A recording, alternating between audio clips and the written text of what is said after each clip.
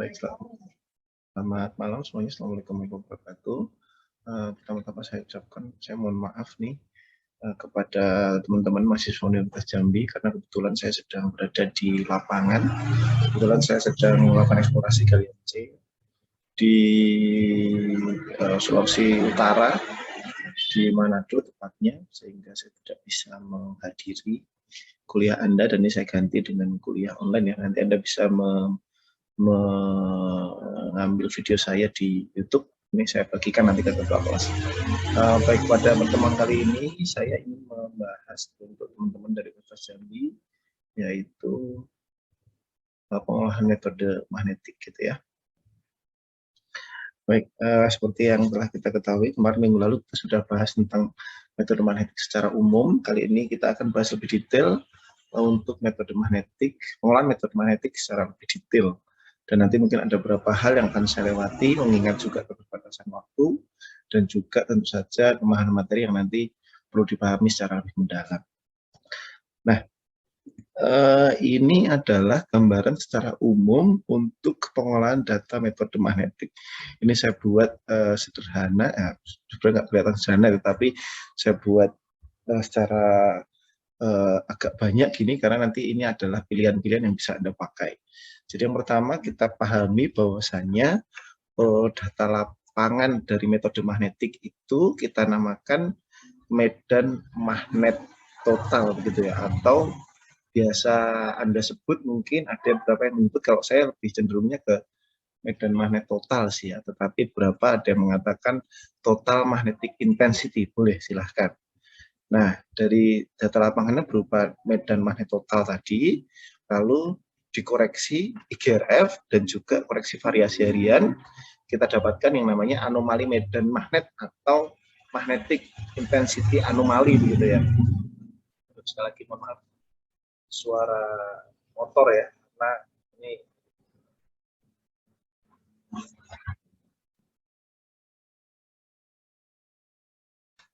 ya, saya lanjutkan. Jadi dikoreksi GRF dan koreksi variasi harian, kita dapatkan yang namanya medan magnet total. Nah, sebenarnya kalau dalam magnetik saya boleh mengatakan bahwa saya nanti yang di kotak merah ini adalah pengolahan wajib ya. Jadi ini adalah pengolahan wajibnya. Ya, jadi ini adalah pengolahan wajib. Nah, sebenarnya yang saya katakan ada yang namanya pengolahan lanjut atau advanced processing untuk pengolahan magnetik, seperti reduksi ke kutub, pemisahan anomali, penajaman anomali, dan juga penentuan kedalaman sebelum Anda nanti melakukan pemodelan. Nah, yang saya kotak warna apa ini, ungu ini sebenarnya adalah pengolahan yang bisa dibilang tidak wajib.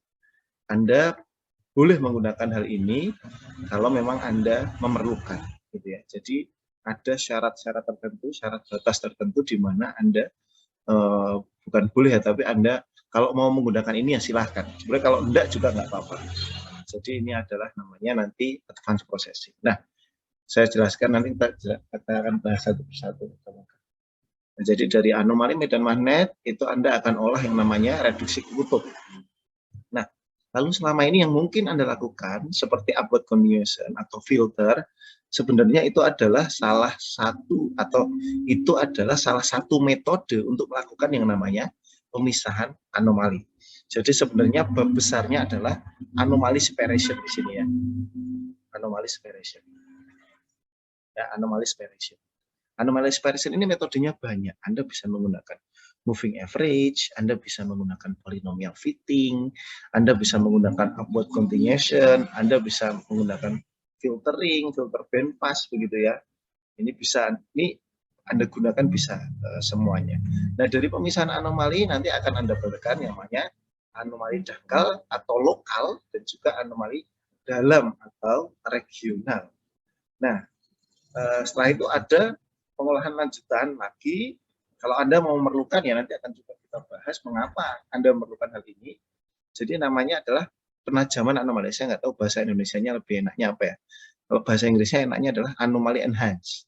Kalau bahasa Indonesianya sekitar pertajaman anomali. Jadi yang namanya derivatif analisis sebenarnya itu adalah bagian dari penajaman anomali, untuk penajaman batas-batas anomali, seperti menggunakan FHD, THD, TDR, atau SPD, silahkan nanti akan Anda pakai. Nah, setelah itu ada satu tahapan lagi yang namanya penemuan kedalaman anomali atau depth estimation.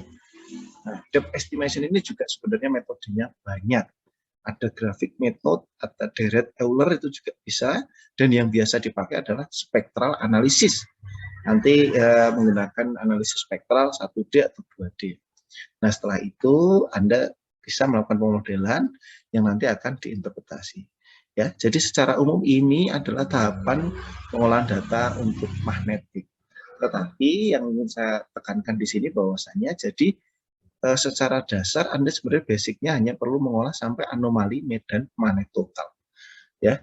Nah, hal-hal yang di bawah ini nanti sifatnya adalah sesuai dengan kebutuhan. Kalau Anda butuh ya Anda pakai. Tapi kalau Anda tidak butuh ya sebenarnya tidak dipakai, tidak apa-apa. Tidak wajib begitu ya. Ya memang lebih baik dipakai karena nanti akan menambahkan analisis, tapi secara dasar sebenarnya tidak wajib begitu. Ya. Kita lanjut, coba kita lihat satu persatu. Nah, yang pertama adalah data lapangan. Data lapangan yang tadi kita sebutkan adalah apa tadi namanya, medan magnet total ya, atau total magnetic intensity, TMI, total magnetic intensity. Ini kita sebut dengan medan magnet total tadi, dimana kalau Anda mengukur di lapangan biasanya diulang 5 kali atau mungkin 10 kali, tergantung dengan penelitian yang ini Anda capai ya. Setelah itu nilainya kalau di Indonesia ya sekitar 45.000 nanotesla. Satuannya adalah nanotesla ya. Satuannya adalah nanotesla. Jadi ini adalah data lapangan. Lalu data processing yang dilakukan tadi, yang pertama adalah diurnal variation, atau ini saya sudah bikinnya. Jadi ada dua ya ini ya. Yang pertama adalah IGRF sebenarnya. Yang pertama IGRF, International Geomagnetic Reference Field. Anda bisa ambil IGRF ini dari NOOA ya. Saya kemarin buka kok masih ada perbaikan katanya di webnya. Anda silahkan buka aja. Geomagnetic Reference Field NOOA gitu ya. NOAA lupa saya. Ini gunanya untuk apa? Jadi IGRF ini sebenarnya adalah fungsinya untuk menghilangkan to erase the effect of Earth magnetic field. Jadi untuk menghilangkan efek medan magnet dari bumi, karena efek medan magnet dari bumi itu tidak kita butuhkan. Yang kita butuhkan adalah medan magnet dari benda anomali, begitu ya. Nah, di Indonesia itu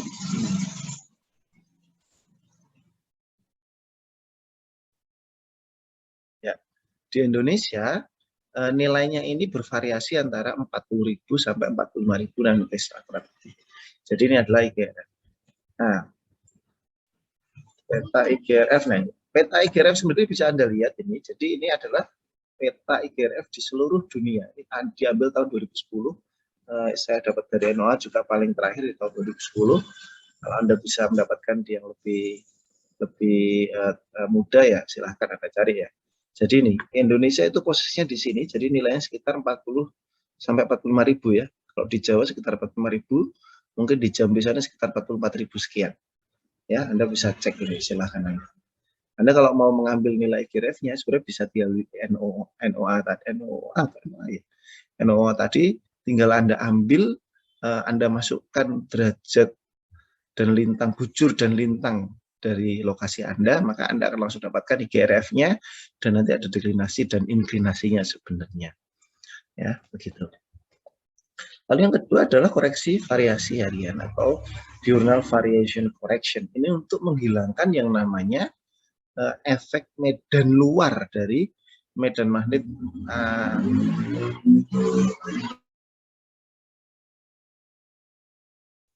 jadi untuk menghilangkan efek luar dari medan efek luar bumi begitu ya ceritanya. Nah, ini didapatkan obtain from time function magnetic measurement. Jadi didapatkan dari pengukuran fungsi waktu, atau kalau biasa dinamakan adalah data magnetik yang diukur di base. Jadi diukur di base selama fungsi waktu atau mungkin selama pengukuran begitu ya. Jadi Anda ukur dari pagi sampai sore begitu selama Anda melakukan pengukuran yang di lapangan. Jadi nanti biasanya magnetik ini harus menggunakan 2 alat, yaitu base dan rover begitu ya. Nah, sebenarnya secara variasi harian itu nanti akan seperti ini sifatnya seharusnya. Nah, sekali lagi ini juga kalau sifatnya kalau datanya pas baik, Anda akan mendapatkan data yang kira-kira sebenarnya seperti ini. Nah, kalau nanti ada magnetic storm, nah nanti akan kelihatan seperti ini, spiky seperti ini. Nah, gitu kira-kira.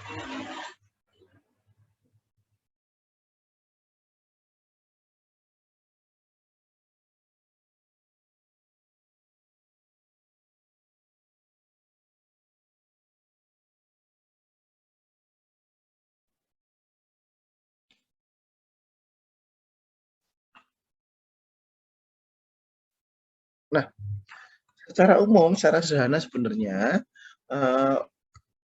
medan magnet total yang Anda dapatkan, HT itu adalah medan magnet total. Medan magnet yang Anda dapatkan itu merupakan jumlahan dari yang namanya medan magnet bumi atau H0, dan juga medan magnet anomali atau HA, dan juga medan magnet luar. Ya, sebenarnya ini secara vektor, tapi nanti kita jumlahkan secara skalar karena pengukuran dari kalau kita menggunakan ppm itu dia akan sudah diskalarkan ya. Dia diukur bukan diskalarkan, tapi diukur hanya besarnya saja. Nah, untuk kita dapatkan medan magnet anomali sebenarnya sederhana. Tinggal kita medan magnet total dikurangi dengan H0 ditambah dengan atau dikurangi ya dengan medan magnet luar. Sebenarnya sederhana itu.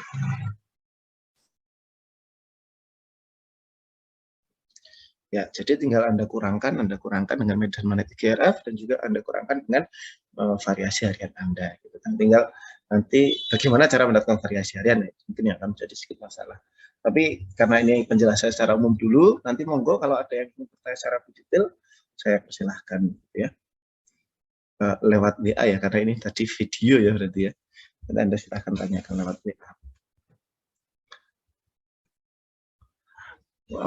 Baik, kalau tadi sudah kita bahas, jadi pengolahan secara umum ya di anomali medan magnet. Di anomali medan magnet ya. Nah, ini kita akan membahas pengolahan yang lebih detail, bukan lebih detail.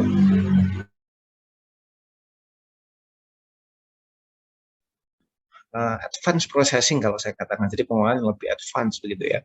Tapi sebenarnya tidak wajib. Jadi yang pertama adalah reduksi ke kutub. Reduksi kutub ini saya katakan tidak wajib. Mengapa? Karena sebenarnya tujuan dari reduksi kutub itu adalah mempermudah interpretasi. Sebenarnya di dalam reduksi di data yang belum direduksi kutub atau data yang masih berada di posisi sebenarnya itu sudah menunjukkan anomali-anomalinya, cuman lebih sulit untuk dibaca dibandingkan Anda yang sudah direduksi kutub. Jadi RTP ini adalah untuk menyederhanakan interpretasi dengan membuat data seolah-olah berada di kutub gitu ya.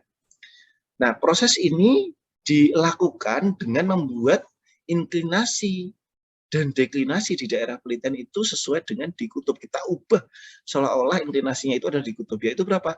90 dan juga deklinasinya 0. Tentu saja nanti dilakukan secara matematis. Anda bisa menggunakan OASIS Montage kalau mau yang berbayar begitu ya.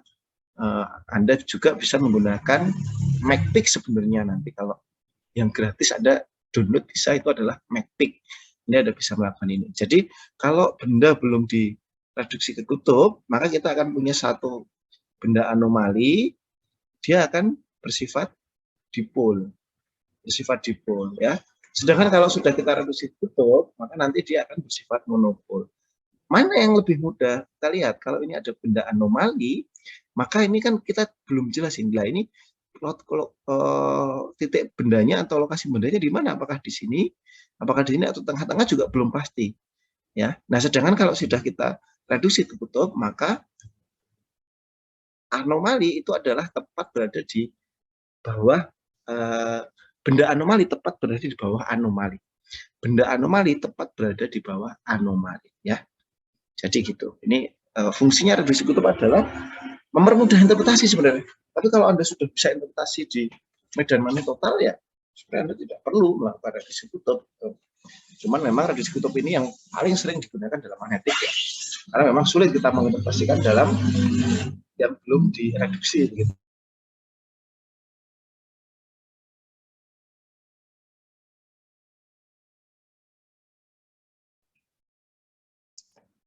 Baik, saya lanjutkan. Nah, Anda bisa melihat di sini ini adalah pemodelan maju atau coding lah ya untuk data sintetik benda-benda yang sudah direksi kutub dan juga direksi ekuator. Karena kalau ada satu benda anomali yang warna putih ini, kalau dia berada di suatu suatu koordinat tertentu, suatu lintang tertentu yang tidak dikutub, maka dia akan memiliki dua pol atau dipol ya namanya. Jadi ada anomali tinggi dan anomali rendah.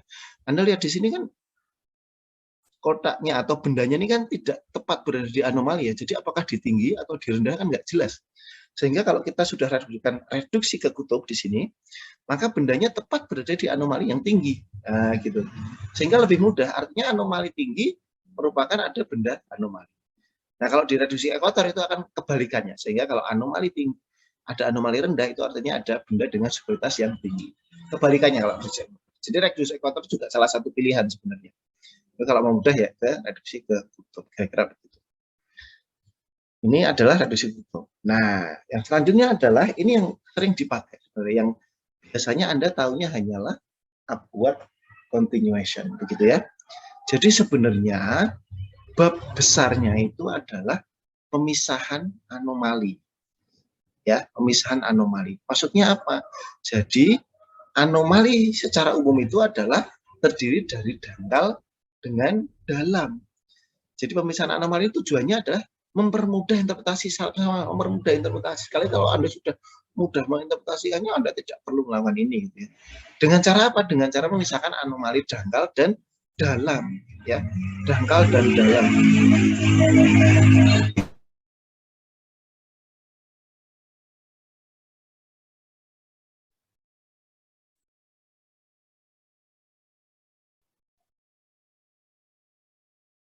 Ya, anomali dangkal dan dalam. Nah, beberapa catatan penting yang ingin saya katakan itu adalah Anda kalau mau menggunakan Anda mau memisahkan anomali, Anda lebih baik hanya menggunakan satu metode pemisahan anomali saja. Jadi misalnya Anda dari data anomali ya, Anda ingin mencari yang dangkal, maka Anda dapat yang dangkal, maka yang dalam itu tinggal ini ya. Jadi kalau Anda punya dangkal, maka Anda mencari yang dalam tinggal anomali dikurangi dangkal. Ya, jadi anomali itu kan dangkal dengan dalam. Jadi kalau Anda mau cari dangkal, tinggal anomalinya dikurangi dengan dalam. Misalnya Anda sudah punya yang dalam. Tapi kalau Anda sudah punya dangkal, mau cari dalam, maka tinggal anomali dikurangi dengan dangkal. Jadi artinya Anda tinggal pisahkan menggunakan satu metode saja. Misalnya upward continuation. Upward continuation itu hasilnya adalah dalam.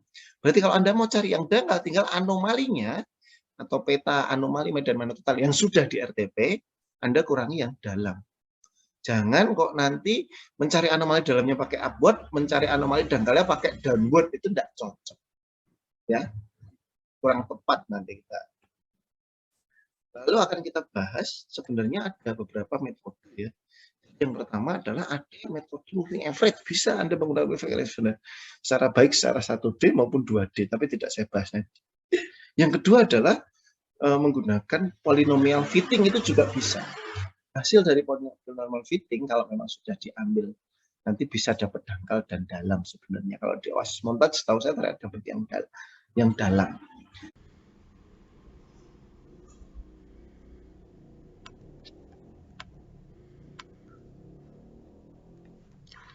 Baik, saya lanjutkan.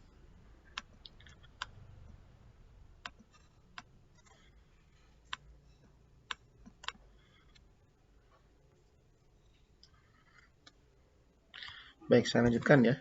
Jadi untuk pemisahan anomali nanti akan saya terangkan menjadi ada beberapa metode yang akan saya terangkan, mungkin ada beberapa juga. Jadi yang pertama adalah polynomial fitting. Jadi polynomial fitting ini sebenarnya adalah menyamakan data kita dengan sebuah persamaan polinomial gitu ya. Persamaan polinomial itu persamaan kuadratis dengan orde tertentu. Nah, hasil dari polynomial fitting kalau kita samakan di polinomialnya, maka hasilnya adalah berupa data regional atau data yang dalam. Kalau Anda nanti menggunakan OASIS montage juga hasilnya adalah data yang dalam. Dan sisanya itu adalah data yang dangkal. Nah, Kalau di sini polynomial surface fitting ini merupakan suatu pendekatan matematis untuk menentukan order optimum kuadrat terkecil dari komponen regional. Sehingga apabila dikurangkan terhadap anomali gravitasinya atau anomali magnetik ya di sini ya, akan meminimalkan distorsi pada komponen residualnya atau lokalnya. Artinya polynomial fitting ini Anda bisa dapatkan regional maupun lokalnya sebenarnya. Nah, yang selanjutnya adalah abort continuation. Ini hal yang mungkin sering kalian pakai ya, yaitu continuation ke atas. Continuation ke atas ini merupakan langkah yang mengubah data seakan diukur pada ketinggian yang berbeda di atas benda anomali. Dengan meningkatkan ketinggian pengukuran akan membuat membuat medan potensial menjadi kontinu ke atas. Anda bisa lihat pengertian di Danmuth. Ini rumusnya kira-kira seperti ini, tetapi secara prinsip yang saya katakan bahwasanya abort kontinuasi itu kita angkat data kita seolah-olah pada ketinggian tertentu sehingga hasilnya akan terlihat regional. Jadi hasil dari abort itu adalah regional. Lalu kalau Anda mau cari lokalnya, maka Anda tinggal kurangkan data Anda dengan data yang hasil dari abort. Jangan pakai metode yang lain, gitu ya. Nah, selanjutnya adalah filtering. Ini yang menurut saya sih metode yang buat saya paling sering saya gunakan ya. Dan metode ini didasarkan pada analisa spektrum yang Anda lakukan terhadap data Anda. Jadi kalau Anda punya data gravitasi ataupun magnetik, data medan potensial ya, data tersebut bisa Anda analisa spektrumnya. Analisa spektrum sebenarnya adalah spektrum itu adalah frekuensi. Jadi kita ubah ke domain frekuensi spasial, maka kita akan bisa mendapatkan hasil berupa grafik yang zona regional, zona residual, dan zona noise. Nah, yang dilakukan dengan metode filtering itu adalah dengan kita memilih zona yang kita inginkan dan menghilangkan zona yang tidak kita inginkan. Dengan cara seperti apa? Ya, misalnya kalau Anda pengen regional, maka Anda tinggal ambil aja ini secara prinsip. Jadi kita bikin filter antara frekuensi rendah sampai frekuensi tertentu begitu ya. Maka kita akan dapatkan frekuensi regionalnya. Sedangkan kalau Anda mau zona regional ya zona residualnya atau zona dalam, maka Anda tinggal hilangkan yang regional, Anda ambil yang residual. Ya kalau noise ya jangan diambil gitu ya. Jadi secara prinsip sebenarnya filtering ini akan lebih sederhana. Dan hal ini bisa Anda lakukan di OAS montage. Kalau mungkin Anda ingin mengetahui mengenai OAS montage dengan lebih dalam ya, jadi silahkan nanti Anda bisa kita di luar kelas, karena ini kan saya jelaskan pengertian-pengertiannya dahulu gitu ya. Nah, selanjutnya adalah sebenarnya ini biasa kalian rangkum ke dalam analisa derivatif. Tapi saya sih lebih suka membahasnya pada pertajaman anomali sebenarnya. Jadi kita ingin mempertajam anomali. Ada beberapa langkah. Jadi yang pertama adalah FHD, ada THD, jadi FHD dan THD ini relatif hampir sama sebenarnya. Lalu ada TDR atau tilt derivatif dan juga SVD. Nah, untuk yang terakhir SVD ini seringkali dipahami sebagai penentuan jenis sesar. Jadi kalau Anda bilang penentuan jenis sesar biasanya pakai SVD. Saya sendiri termasuk orang yang tidak terlalu setuju dengan itu karena beberapa waktu lalu juga telah dibahas itu di HAGI. Pertemuan HAGI membahas mengenai SVD, mengenai penggunaan SVD. Sebenarnya bukan masalah boleh atau tidak boleh, tapi Anda harus lebih berhati-hati menentukan batas-batas yang digunakan pada saat Anda melakukan SVD. Jadi kalau saya pribadi sih lebih baik ya sudah tidak digunakan saja begitu ya. Tapi ya sekali lagi itu pilihan Anda. Ini bisa dipakai SVD ini untuk menentukan jenis sesar, tetapi Anda harus punya rule-rule tertentu yang harus diikuti. Anda bisa baca mungkin papernya Pak Grandis, mungkin ya silahkan dibaca itu.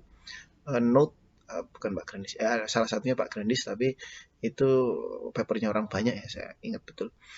A note for use of SVD for Indonesian cases, kira-kira judulnya seperti itu, bisa Anda cari. Yang kita bahas coba satu persatu. Yang pertama adalah THD.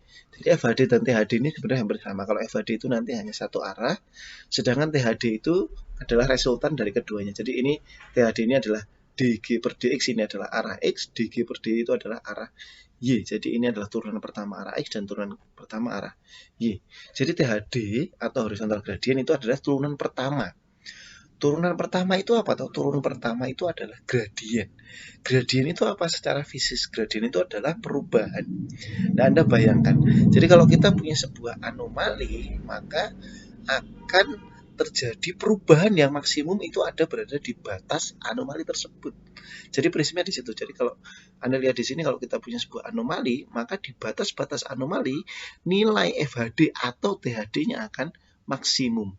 Nilai THD-nya atau FHD-nya akan maksimum. Ya, jadi prinsipnya di THD itu adalah mempertajam batas-batas anomali. Jadi THD atau FHD relatif hampir sama ya, begitu ya. Lalu yang selanjutnya adalah TDR. Jadi TDR ini dikemukakan pertama kali oleh Miller dan Singh ini ya.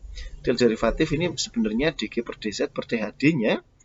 Jadi THD merupakan total dari horizontal derivatif.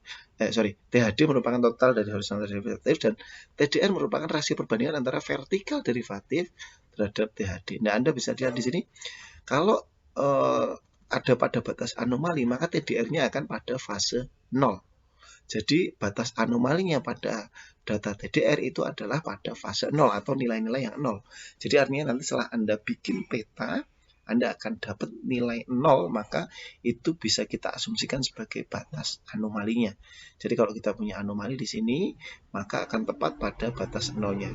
Dan juga pada yang bawah ini, kalau tadi di THD tidak terlalu kelihatan karena di dalam, ternyata pada TDR tetap kelihatan di fase 0-nya. Begitu ya kira-kira. Jadi TDR ini yang dicari adalah fase 0. Ya, mungkin untuk pertemuan kali ini itu dulu. Jadi minggu depan, kalau kan kita masih sekali lagi ya, karena kita baru 2 kali, itu adalah analisis kedalaman, moga-moga dan juga pemodelan. Mungkin sekali lagi video ini saya siapkan untuk teman-teman dari Universitas Jambi. Sebelumnya saya juga mohon maaf sekali bahwasanya saya berada di lapangan ya, sehingga saya takutnya kalau tidak bisa, kalau dengan video ini artinya saya ke lapangan begitu. Nanti akan saya share, tapi sekali lagi saya terbuka terhadap diskusi. Silahkan untuk hubungi saya, Jabri juga saya persilahkan untuk bertanya mengenai teori apapun praktek ya. Saya sih kemarin barusan ngisi juga mengenai gravitasi dan magnetik ya, untuk pengolahannya di osmontage untuk teman-teman dari UGM juga saya secara detail saya jelaskan dan saya praktekkan gitu, sehingga kalau dari Universitas Jambi ada yang ingin, saya selalu persilahkan kepada teman-teman semuanya. Baik, mungkin itu yang bisa saya sampaikan dari minggu ini. Kita masih cuma satu pertemuan, moga-moga bisa saya isi. Kalau Selasa depan sudah bukan saya, berarti ya di Kamis depannya kalau teman-teman bersedia. Kalau enggak juga nanti akan saya kirimkan videonya sebagai tanggung jawab saya untuk mengisi selama 3 kali pertemuan. Baik, mungkin itu yang bisa saya sampaikan pada pertemuan kali ini. Sekali lagi saya mohon maaf sekali ya. Saya akhiri, terima kasih, selamat pagi atau selamat malam di sana ya. Selamat pagi untuk semuanya. Assalamualaikum warahmatullahi wabarakatuh. Terima kasih semuanya.